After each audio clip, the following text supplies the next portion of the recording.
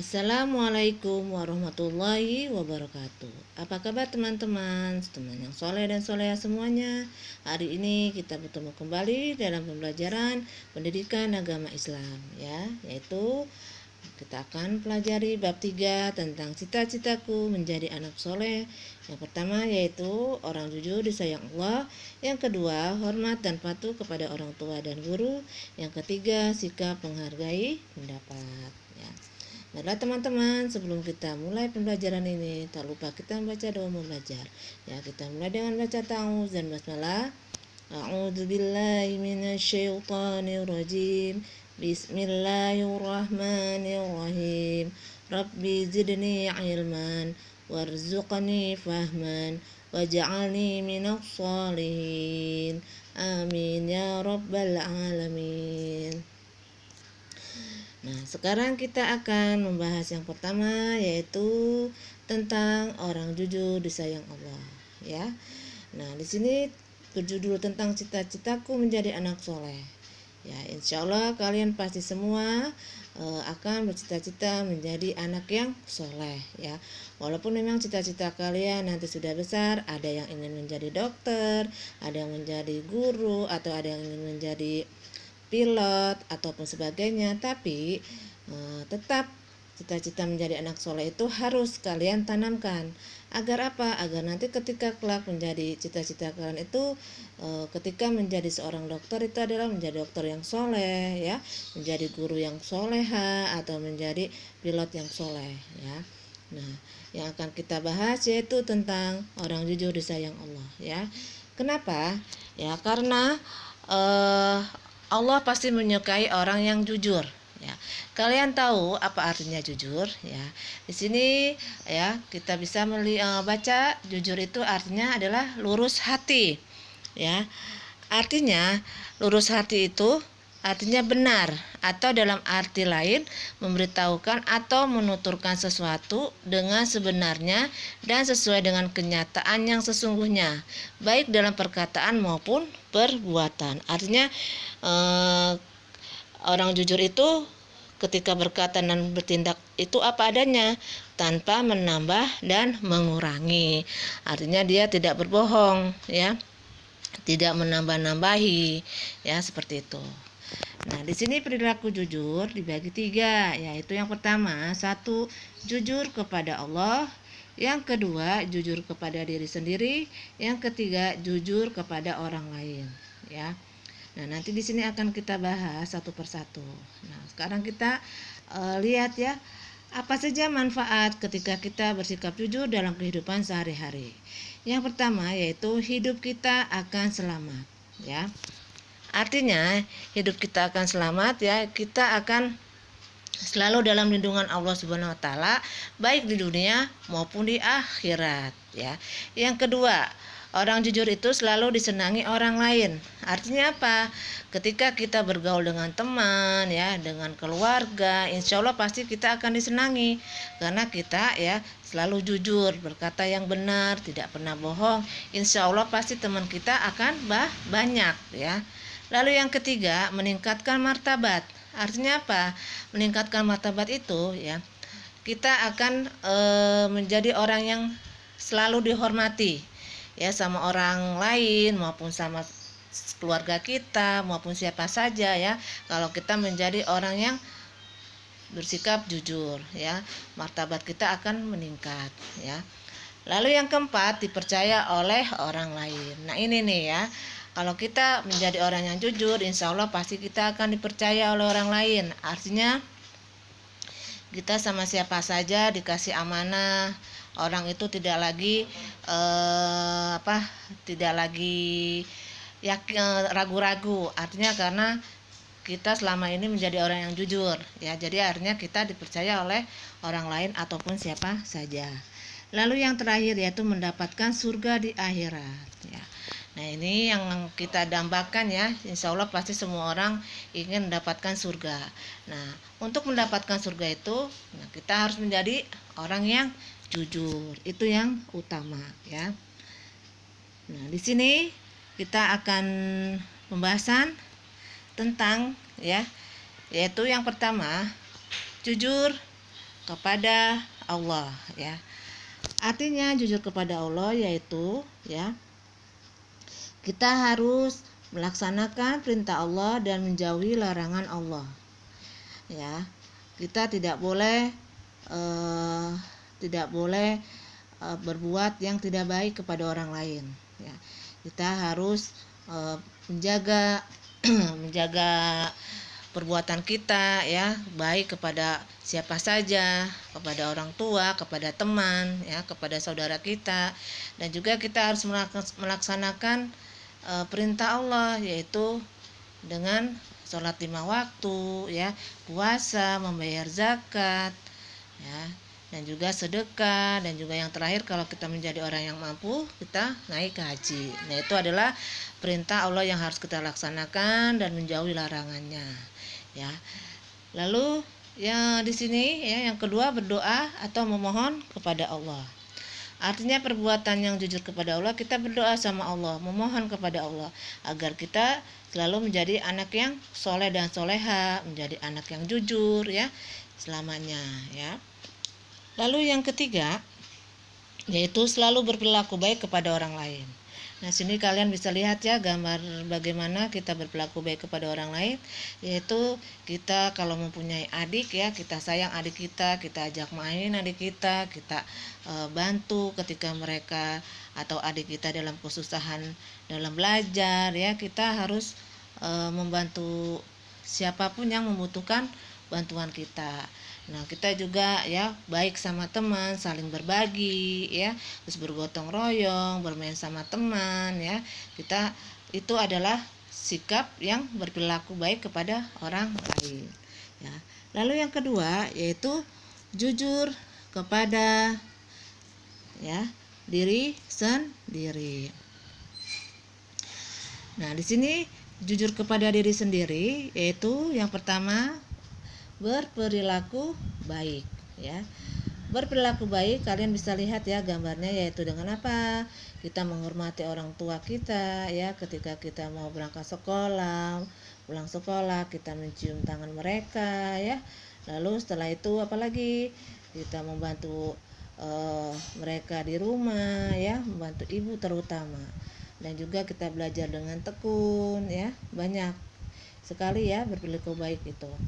Lalu yang kedua yaitu jika berbuat salah, ya, mau mengakuinya dan mau meminta maaf, ya. Artinya kita tuh tidak boleh menjadi orang yang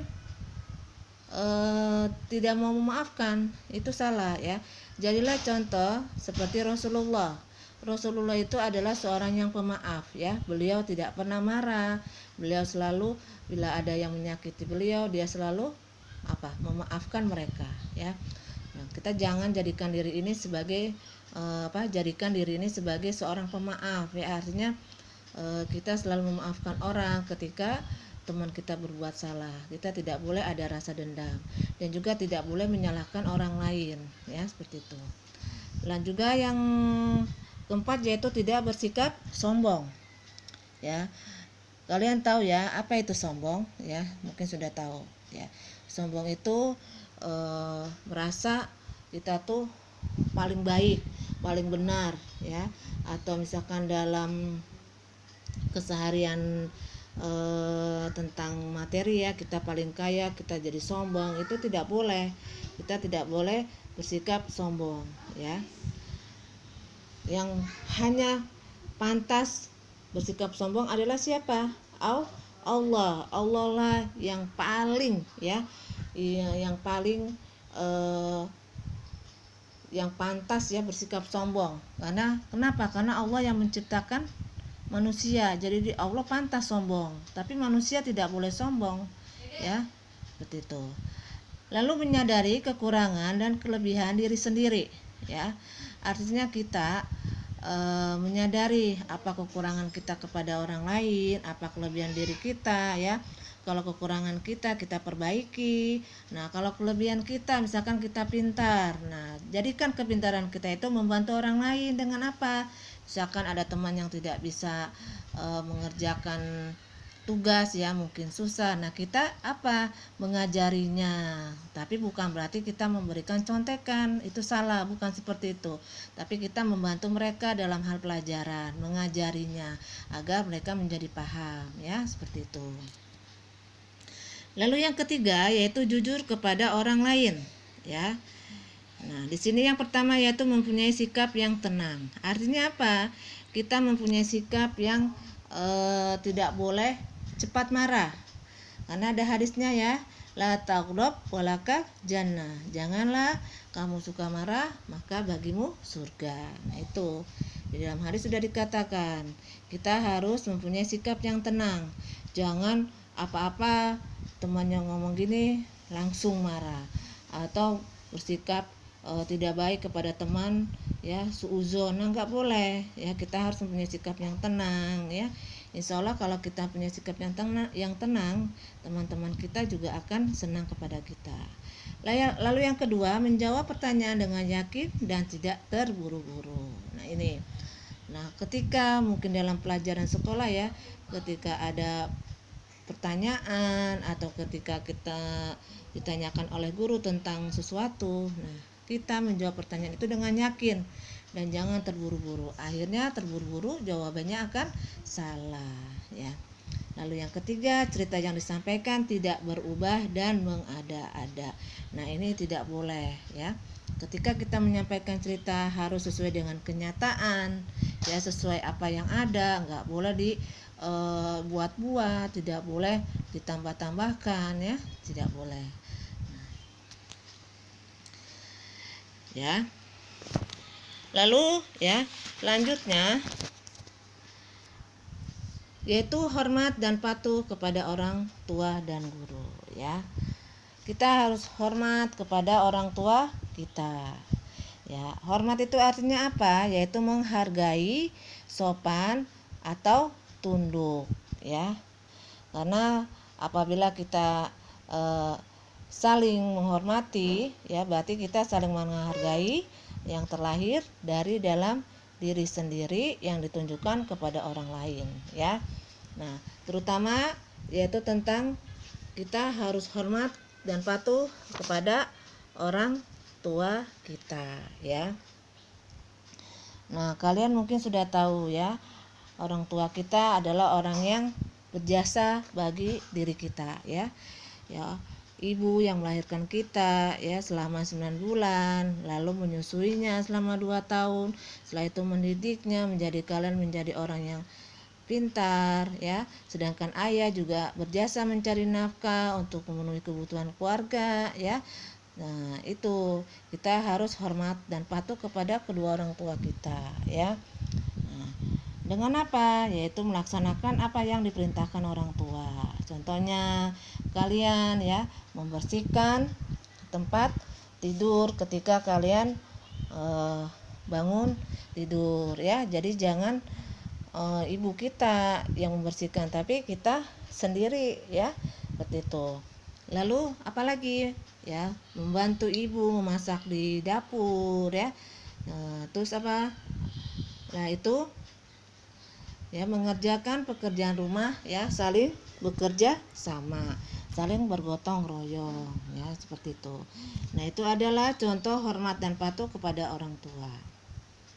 Nah, apa yang kita lakukan kalau kita hormat dan patuh kepada guru ya? Tadi kepada orang tua sudah. Nah, sekarang kepada guru ya. Ya, kenapa? Karena guru adalah orang tua kita di sekolah. Ya, jadi kita harus hormat kepada guru kita ya. Karena guru adalah guru yang mengajari dan membimbingmu ya. Ketika kamu mendapatkan banyak pelajaran ya, sebagai bekal masa depanmu ya. Seperti itu. Jadi kita bentuk patuh kita kepada guru kita ya, dengan cara apa? Yaitu disiplin datang ke sekolah tepat waktu ya, mengerjakan tugas sekolah yang diberikan ya. Nah, di sini ada contoh-contoh gambar yang bisa kamu lihat ya, yaitu yang pertama apa? Jika guru sedang mengajar, kita perhatikan. Nah, Seperti itu ya. Ketika guru sedang mengajar, kita nggak boleh ngobrol sendiri, asik sendiri dengan permainan kita. Justru ketika guru sedang mengajar, kita harus tenang ya. Kita harus perhatikan apa yang guru jelaskan. Ya. Yang kedua yaitu mengucapkan salam jika bertemu ya. Kalau kita bertemu dengan guru kita harus mengucapkan salam ya. Jangan kita ngumpet. Misalkan kalian ketemu sama guru kalian, kalian malah ngumpet, malu ada guru. Nah, itu salah ya. Ketika kita ketemu guru kita harus menghampiri mereka. Ya, lalu kita mengucapkan salam ya. Misalkan assalamualaikum Bu, assalamualaikum Pak, seperti itu ya. Jadi kita jangan umpet atau malu ya. Yang ketiga yaitu berbicara dengan sopan dan santun ketika menghadap guru. Nah, ini yang penting ya. Guru itu ya, walaupun di sekolah tetap yang tadi sudah Bu Nur bilang adalah orang tua di sekolah ya. Kalian harus berbicara dengan sopan dan santun ya. Jadi jangan dengan suara yang keras ya, atau dengan dengan seperti kalian tuh marah-marah kepada guru ya, itu tidak boleh. Kita harus sopan dan santun kepada guru ya. Nah, yang C yaitu sikap menghargai pendapat. Nah, bagaimana agar tercipta sikap menghargai pendapat? Ya, yang harus kalian lakukan yaitu yang pertama adalah menghormati orang. Nah, kita harus menghormati semua orang ya. Kita kalau ingin dihormati, kita juga harus menghormati orang lain ya. Jadi apabila kita sudah menghormati orang lain, maka orang tersebut juga menghormati kita ya. Siapapun itu, kalian tidak memandang dia kecil ya.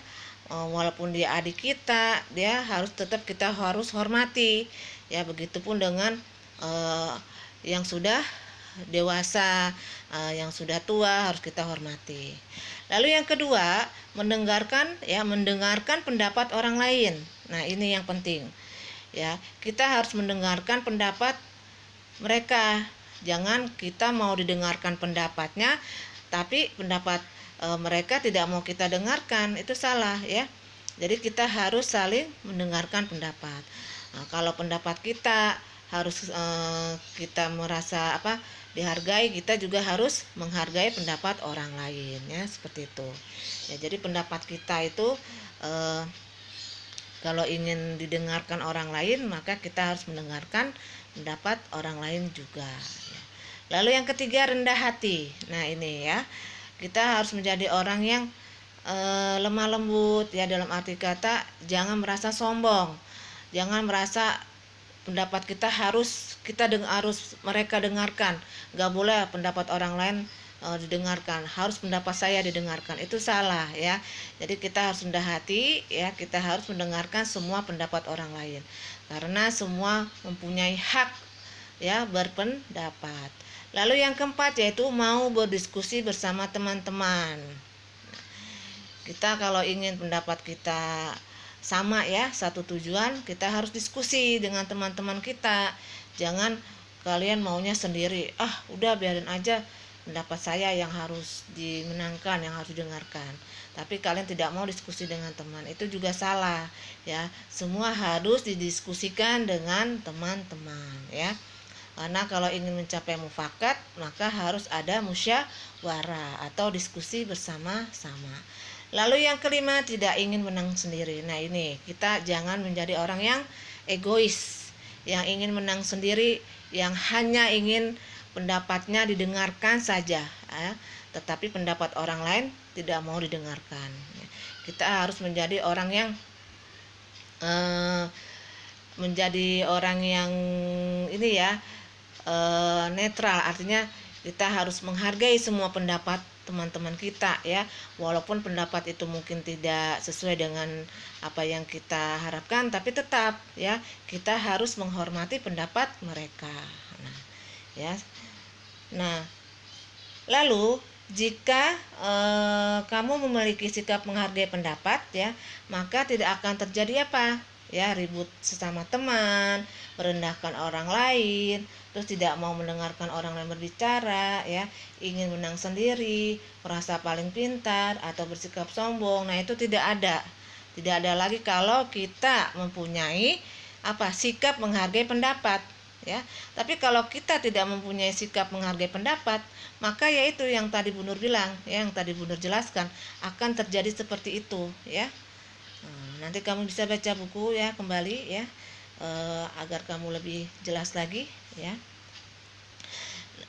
Lalu hikmah dari sikap menghargai pendapat. Hikmahnya apa kalau kita menghargai pendapat? Yaitu tercipta hidup rukun dan damai.